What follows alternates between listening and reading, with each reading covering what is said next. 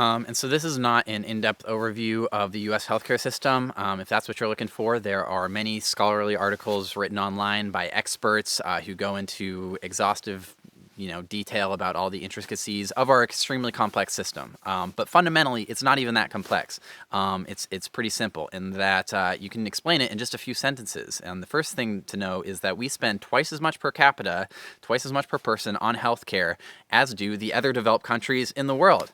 And we do that for care which is not better. So it's about equal or sometimes slightly worse outcomes for care which costs twice as much.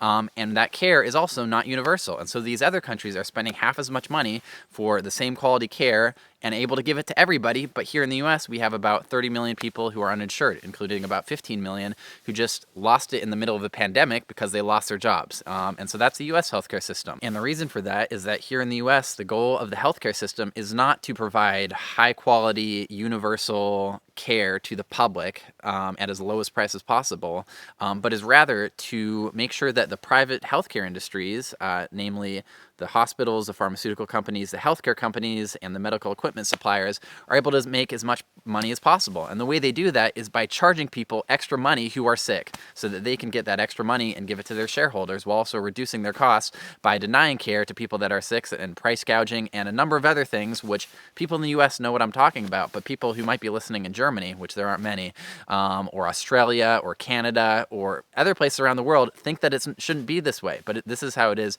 in the US. And I think that people in the US understand why it is that way. The reason is that the private healthcare companies, the private special interests that I just mentioned, they have an interest in maintaining their profits. It's actually a legal obligation for them.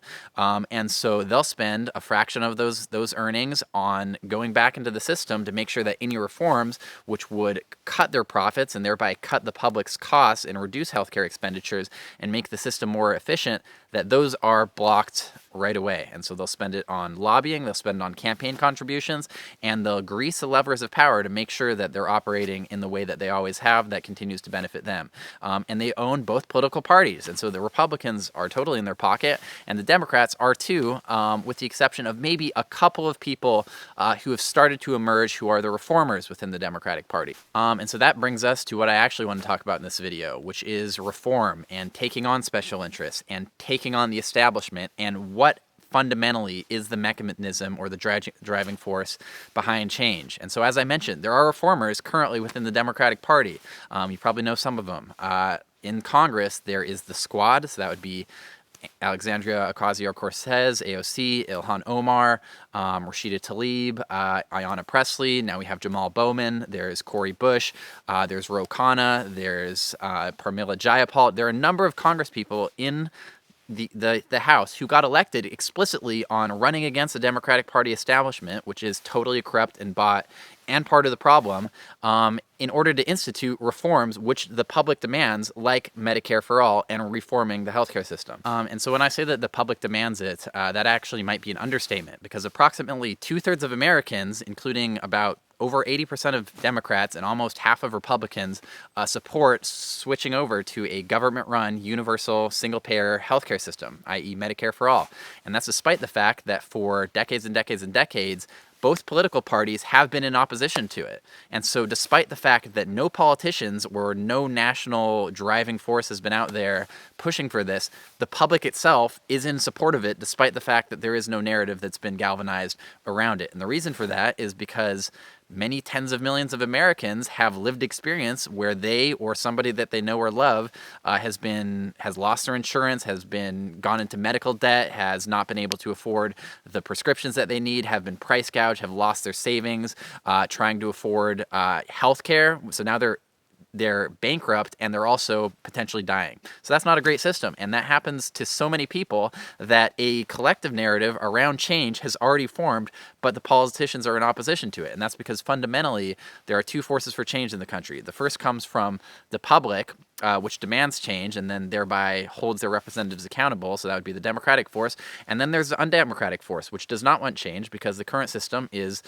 providing them with lots of money at the expense for the public, and they're the ones that have their special interest dollars influencing Congress in terms of campaign contributions, lobbyists, and other expenditures. And so if the Democratic force is not mobilized and to put pressure on politicians, then this force is going to win out. But the good news is that change actually can happen, and it happens when people hold their politicians into account. And that's the only way actually that change ever happens, whether it's the civil rights movement or the women's rights or the labor movement, getting a 40-hour work week in the weekend, or the gay rights movement, or any type of change that you can imagine. It didn't start with politicians at the top bringing down change to the public who didn't want rights for themselves. It actually came from the public pushing their politicians to hold them into account, to institute the reforms which benefit them to the detriment of the special interests which have been screwing over the public for a long time.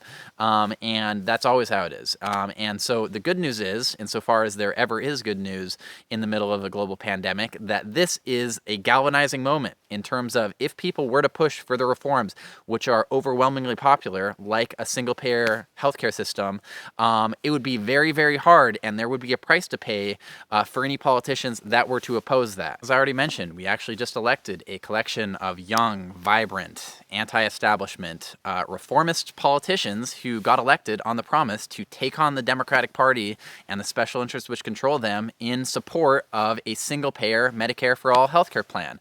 And there's even more good news, because not only is this an extremely popular proposal which has grown in support during the middle of that pandemic as the absurdities of the current system are thrown in people's face as they're thrown out off of their healthcare, as they lose their jobs, as they go bankrupt, as they die, but also thanks to the incompetence of the Democratic leadership in the House, they have a very slim majority at the moment, meaning that despite the fact that Trump was extremely unpopular and his response to the pandemic was the most unpopular part of his already unpopular presidency, they somehow managed to lose about, I don't know, like a dozen or 20 seats in the House during this election, which means that Nancy Pelosi, who is the principal architect of the current establishment order and the current blocker of the Medicare for All vote in Congress, if she were to get elected, she actually needs the vote of the reformers, the Squad, Ro Khanna, and the others, in order to get elected. Otherwise, she won't have a majority and she won't be elected as Speaker of the House. And so there's a growing movement right now called Force the Vote, which is calling for the progressive members of Congress who are supportive of Medicare for All to withhold their vote for Nancy Pelosi as Speaker unless she commits to a vote on Medicare for All on the House floor, and thereby forcing that vote. And without their vote, Nancy Pelosi would not be able to be elected as Speaker. And so this is a moment where the progressives actually have leverage against a party leader who is extremely unpopular, who usually spends her time, along with Chuck Schumer, kicking the base in the face and making deals with special interests and Republicans to water down any reformist legislation which would come along, to the point that it doesn't really help people, which has over time eroded the support of Democratic leadership and trust in our institutions and Congress in general to like the 20th percentile. So Nancy Pelosi's approval rating is like 25% or something. While at the same time, she is the one standing in opposition to a policy which has about 2/3 of the population in support of it, despite not ever getting any support from the politicians who don't push for it and instead block it. And so if a party like the Democratic Party was able to be pushed in a direction where they were fighting for a policy which had support from people, then the politicians in opposition to it, be they the corporate Democrats or the Republicans who were seen voting against giving health care to people in the middle of a deadly pandemic, would have a political price to pay.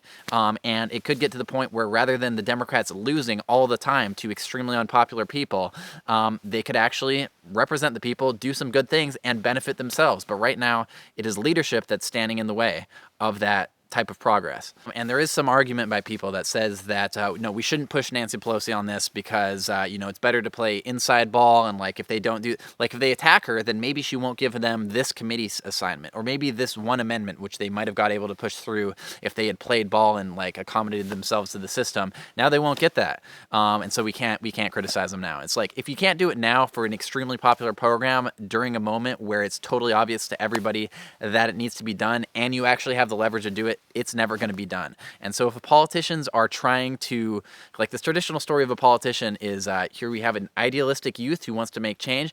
They say, okay, I need to get some power in order to make change. Okay, I need to go into politics. Okay, I need to choose a party. Okay, I can't criticize the Democrats anymore. Okay, I need this person's endorsement. Okay, I need some campaign funds to get elected. Okay, I need to work with these different industries because if they're in opposition, then I won't get reelected. Okay, I need to accommodate myself to lobbyists. And pretty soon, you're one of them, and they are in opposition to that. And so insofar as this idealistic person, who we will call AOC or a squad member, is accommodating themselves to people like Nancy Pelosi, who are down here in order to fight for committee seat A or committee seat B, which she actually doesn't even get, and rather goes to the corporate Democrats instead 9 times out of 10, that's not effective, and it actually undermines the movement which you were elected as a part of, quote unquote.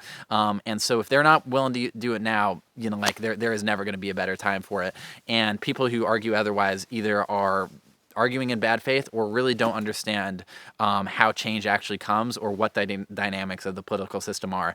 This is a popular issue. If they fought for it, it would be nothing but beneficial for the movement, either because A, politicians would be forced to vote in favor of it and it could pass, or B, they'd be forced to vote in opposition to it. There'd be a public debate about it, which would further increase its support, and the people who were in opposition to it could clearly be taken out as supporting special interests if people were paying attention, and this would bring more light to the situation than anything. And so I'd say force the vote, and people should get on board, and if not now, when? So look up your congressional representative. I just sent an email to Peter DeFazio, who's my representative here, and you should do the same to yours as well, because popular mobilization is the only way to get anything done ever, and this is the moment to do it for healthcare.